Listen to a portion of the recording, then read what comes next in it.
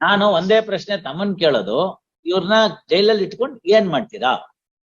1.5 ಲಕ್ಷ ರೂಪಾಯಿ red handed ಆಗಿ ಸಿಕ್ಕಿದೆ, ಇಟ್ಕೊಂಡಿದ್ದೀರಿ, ಸೀಸ್ ಮಾಡಾಯ್ತು, ಪಂಚನಾಮೆ ಆಯ್ತು, ಅವನ ಹತ್ರ ಎಲ್ಲ ಪುರಾಣ ಕೇಳಿದ್ದಾಯ್ತು, ಅವನೇನೋ ಬರ್ಕೊಟ್ಟಿದ್ದಾನೆ ಅದನ್ನು ತಗೊಂಡಿದ್ದಾಯ್ತು, ಡಾಕ್ಯುಮೆಂಟ್ ಸೀಸ್ ಮಾಡಿದ್ದಾಯ್ತು, ಸಸ್ಪೆಂಡ್ ಮಾಡಿದ್ದಾಯ್ತು. What is the fun in keeping this fellow behind the bars? That's all. No, ಅಷ್ಟೇ. ವೆಹಿಮೆಂಟ್ಲಿ ಅಪೋಸ್ಡ್ ಅಂತ ಬರೀತೀನಿ. 27ನೇ ತಾರೀಕು ನೀವು ಹಾಕೊಡ್ಬೇಕು. ಇದ್ರಲ್ಲೆಲ್ಲ ನಾನು ಸಮಯ ಕೊಡಕ್ಕಾಗಲ್ಲ. ನೋಡಿ, ಇಂಥ ಪ್ರಕರಣಗಳಲ್ಲಿ ಆರೋಪಿಯನ್ನ ನ್ಯಾಯಾಂಗ ಬಂಧನದಲ್ಲಿ ಮುಂದುವರಿಸುವುದು ಉಚಿತವಲ್ಲ.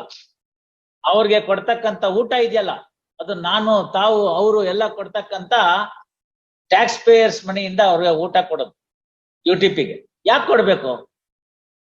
ನಿಮ್ ಪ್ರಕಾರ ಅವನು ಈಗಾಗ್ಲೇ ಸಿಕ್ಕಾಪಟ್ಟೆ ತಿಂದ್ಬಿಟ್ಟಿದ್ದಾನೆ ಅಂದ್ರೆ ನನ್ ದುಡ್ಡಿಂದ ಅವ್ನ ಯಾಕೆ ಊಟ ಮಾಡ್ಲಿ ಅಲ್ಲಿ ಜೈಲಲ್ಲಿದ್ದು? ಹೊರಗಡೆ ಇದ್ದು ಏನ್ ಬೇಕಾದ್ರೆ ಮಾಡ್ಕೊಂಡು. ಗೊತ್ತಾಯ್ತಲ್ಲ? ಯಾವ ಪ್ರಕರಣಕ್ಕೆ ಕಸ್ಟೋಡಿಯಲ್ ಇಂಟ್ರಾಗೇಷನ್ ಅಥವಾ ಕಸ್ಟೋಡಿಯಲ್ ಟ್ರಯಲ್ ಬೇಕಾಗಿದೆಯೋ ಅಂತದ್ರಲ್ಲಿ ನೋಡೋಣ. ಕೊಡ್ಬೇಕಾದ 1.5 ಲಕ್ಷ ರೂಪಾಯಿನ ಸೀಸ್ ಮಾಡಾಯ್ತು, ನಂಬರ್ಸ್ ನೋಟ್ ಮಾಡಾಯ್ತು, ಅವನದು ಸ್ಟೇಟ್ಮೆಂಟ್ ತಗೊಂಡಾಯ್ತು, ರೆಡ್ ಹ್ಯಾಂಡೆಡ್ ಆಗಿ ಹಿಡಿದಿದ್ದೀರಿ, ಕಲರ್ ಟೆಸ್ಟ್ ಪಾಸ್. ಇಂಥ ಪ್ರಕರಣದಲ್ಲಿ ಬೈ ರೊಟೀನ್ ಬಿಟ್ಬಿಡ್ಬೇಕು. ನೀವು ನ್ಯಾಯಾಂಗ ಬಂಧನ ಕಳ್ಸೋದೇ ತಪ್ಪು. ಆಯ್ತು ಸ್ವಾಮಿ, ಹಿಡ್ಕೊಂಡ್ ಬಂದಿದೀವಿ, ಹೊರಗಡೆ ಬಿಟ್ಬಿಡಿ, ಏನೋ ಒಂದು ಬಾಂಡ್ಗಿನ್ ತಗೊಂಡು. ನಾವೆಲ್ಲ ಹಾಗೆ ಮಾಡ್ತಾ ಇದ್ವಿ.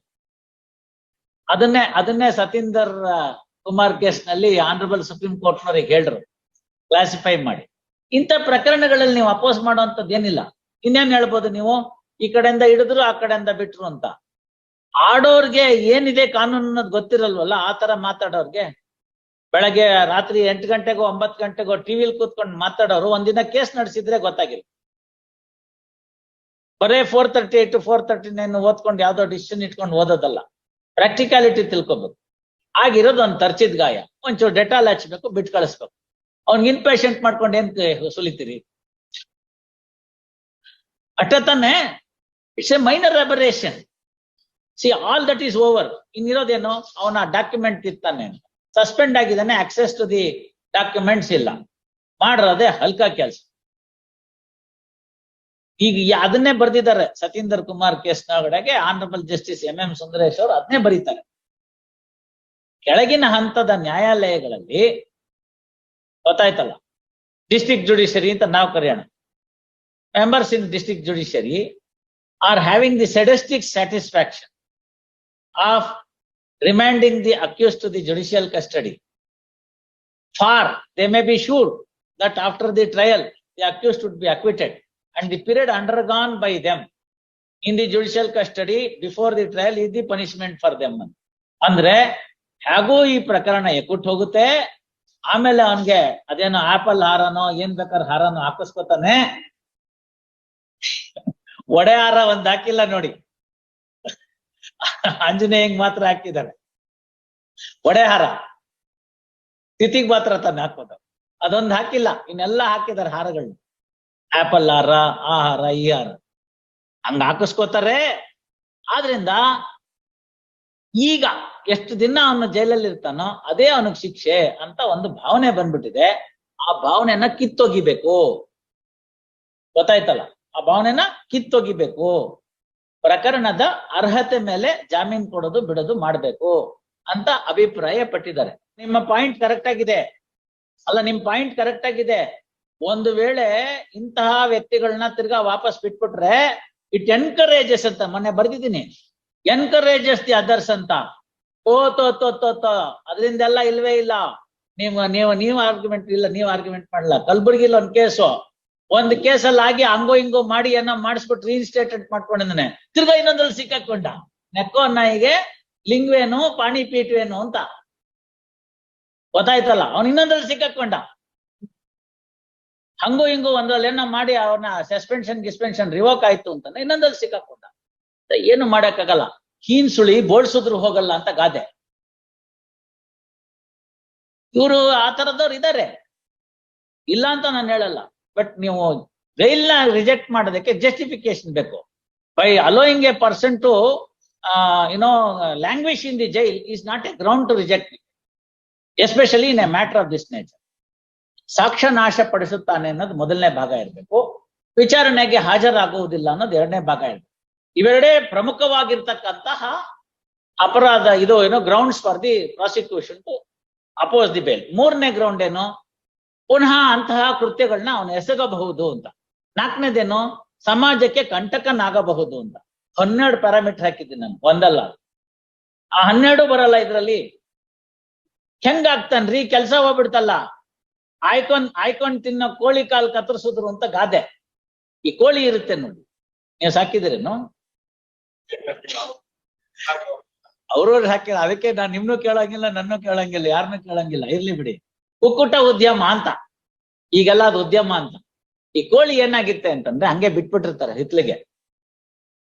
ಆಹಾರ ಧಾನ್ಯಗಳಲ್ಲಿ ಇತ್ಯಾದಿಗಳೆಲ್ಲ ಬಂದಿರತಕ್ಕಂಥ ಕಸದಲ್ಲಿ ಬಿದ್ದಂತ ಕಾಳುಗಳನ್ನ ಅದು ಕುಕ್ಕಿ ತಿನ್ಕೊಂಡೋಗುತ್ತೆ, ಅನ್ಕೊಂಡು. ಹಾಗೆ ಎಲ್ಲ ತಾನೇ ತಿಪ್ಪೆಲ್ ತಿರುಗಾಡಿ ತನ್ನ ಊಟ ತಾನೇ ತಗೊಂಡು ಬೆಳಗ್ಗೆ ನೀವು ಮಾತ್ರ ಅಚ್ಚುಕಟ್ಟಾಗಿರ್ತಕ್ಕಂಥ ಒಂದ್ ಮೊಟ್ಟೆ ಕೊಡುತ್ತೆ, ಮರಿ ಹಾಕುತ್ತೆ, ಮತ್ತೊಂದ್ ಮಾಡುತ್ತೆ. ಈ ಆಯ್ಕೊಂಡ್ ತಿನ್ನೋ ಕೋಳಿ ಕಾಲ್ ಮುರಿದ್ರು ಅನ್ನೋ ಗಾದೆ ಏನು ಅಂದ್ರೆ, ಅದರದ್ದು ಕಾಲ್ ಮುರಿದಾಕ್ಬಿಟ್ರೆ ನೀವು ಕೂತ್ ಕಡೆ ಎಲ್ಲ ಫೀಡ್ ಮಾಡ್ಬೇಕಲ್ಲ. That's exactly what happens for this one. Now he has lost his job. You have kept him under suspension, the concerned department. He cannot go back there. ಒಂಚೂರು suspension allowance ಕೊಡಬೇಕು ಮಾಡಿ. On the contrary, I would request, ನಾವು ಬಹಳ ಪ್ರಕರಣಗಳಲ್ಲಿ ತುಂಬಾ ಚೆನ್ನಾಗಿ ಸಹಕಾರ ಕೊಟ್ಟಿದ್ದೀರಿ ಕೋರ್ಟ್, ಇಲ್ಲೂ ಕೊಡಿ. ಏನು ಈಗ ರೈಡ್ ಮಾಡ್ತಿರೋ ಅದಕ್ಕೆ ಇಲ್ಲೆಲ್ಲ ಬರುತ್ತಲ್ಲ, ಪೆನ್ನಲ್ ಕ್ಯಾಮ್ರಾ, ಗುಂಡಿಲ್ ಕ್ಯಾಮ್ರಾ ಅಂತ. ಆತರ ಒಂದು ರೆಗ್ಯುಲರ್ ಕ್ಯಾಮ್ರಾ ಇಟ್ಕೊಂಡು ಡೈರೆಕ್ಟ್ ಆಗಿ ಒಂದು ಕ್ಯಾಮ್ರಾನ ಇಟ್ಕೊಳ್ಳಿ, ಬೇಕಾದ್ರೆ ವಿಡಿಯೋ ಕ್ಯಾಪ್ ಮಾಡ್ಕೊಂಡು ಎಲ್ಲ ವಿಡಿಯೋ ಮಾಡಿ. 161 provides you for that. That was amended 2009. 2009 amendment provided the statements of the charge sheet witnesses can be by audio video method. Second proviso to 161 is that. ತಗೊಳ್ಳಿ ಅದನ್ನ, ಅದರ ಅಡ್ವಾಂಟೇಜ್ ತೆಗೆದು ತಗೊಂಡು ಮಾಡಿ. ಅವನ್ ಹಾಸ್ಟೆಲ್ ಆಗ್ಬಾರ್ದು. ಅಲ್ಲಿ ಹೋಗಿದ್ದಾಗಿಂದ ಹಿಡಿದು ಅವನ ಕೈಲಿ ಕೊಟ್ಟು ಕಳ್ಸಿರಿ ಶಾಡೋ ವಿಟ್ನೆಸ್ ಒಂದು ಪೆನ್ನ. ಕ್ಲೈಮ್ ಮಾಡಿದ್ದು, ಎಲ್ಲಿ ನಿಂತಿದ್ದ, ಎಲ್ಲಿ ಬಂದ, ಅವನ್ ಡಿಮಾಂಡ್ ಮಾಡಿದ್ದು, ತಕ್ಷಣ ಕೇಳಿದ್ದು, ಕೊಟ್ಟಿದ್ದು, ಅವನ್ ಎಲ್ಲಿ ಇಟ್ಕೊಂಡಿದ್ದ, ಫೈಲ್ ಕೆಳಗಡೆ ಇಟ್ಕೊಂಡ, ಎಡಗೈಲ್ ಜಾಬಲ್ಲಿ ಇಟ್ಕೊಂಡ, ಬಲ್ಗ, ಓರಲ್ ಎವಿಡೆನ್ಸ್ ಎಲ್ಲ ರೆಡ್ಯೂಸ್ ಆಗ್ಬಿಡುತ್ತೆ. Just play the video clip, this is the things that happened at the time of raid ಅಂತ ಹಾಕ್ಬಿಡಿ. ವಿಡಿಯೋ ಕ್ಲಿಪ್ ಇಸ್ ಫರ್ನಿಶ್ಡ್ ಅನ್ನಿ. ಅದ್ ಹೆಂಗ್ ಅಕ್ವಿಟಲ್ ಆಗುತ್ತೆ ನಾನು ನೋಡೋಣ. ನಮ್ಗೆ ಇಚ್ಛೆ ಇದ್ರೆ ಇದನ್ನ ಮಾಡಿ ಹೇಳಿ.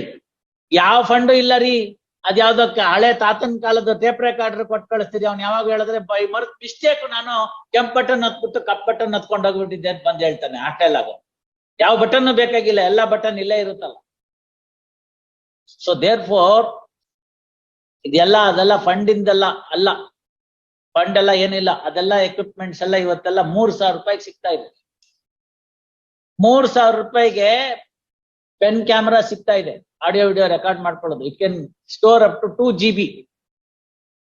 ನಿಮ್ ರೈಡ್ ಎಷ್ಟೊತ್ತಾಗುತ್ತೆ? 3 ನಿಮಿಷ, 5 ನಿಮಿಷ ಅಷ್ಟೇ. ಅಷ್ಟ್ರೊಳಗಡೆಗೆ ಎಷ್ಟು ಬೇಕೋ ಅದನ್ನ ರೆಕಾರ್ಡ್ ಮಾಡ್ಕೊಳ್ಳಿ. Follow me. So that's all that is required. ಅದನ್ನ ಹೇಳಿ. ತಮ್ಮ ಇಬ್ರು ಒಳ್ಳೆ ಎಕ್ಸ್ಪೀರಿಯನ್ಸ್ ಇರ್ತಕ್ಕಂಥವ್ರು ಇದ್ದಾರೆ ನ್ಯಾಯಮೂರ್ತಿಗಳು, ಅವ್ರ ಹತ್ರ ರಿಕ್ವೆಸ್ಟ್ ಮಾಡ್ಕೊಳ್ಳಿ. ಏನಾದ್ರೂ ಯಾವ್ದಾದ್ರು ಪ್ರಕರಣದಲ್ಲಿ ಕೋರ್ಟ್ನ ಅಬ್ಸರ್ವ್ ಮಾಡ್ಬೇಕು ಅಂತ ಹೇಳಿದ್ರೆ ಹೇಳಿ, ನಾನು ಬರಿತೀನಿ. Already I return one from Dharwad, how to collect the data ಅಂತ. ಇನ್ನೊಂದ್ರಲ್ಲಿ ಬರೆದು ಕೊಡ್ತೀನಿ. ಅದಕ್ಕೆ ನಾನು that is the best way that you can arrest this menace of hostile.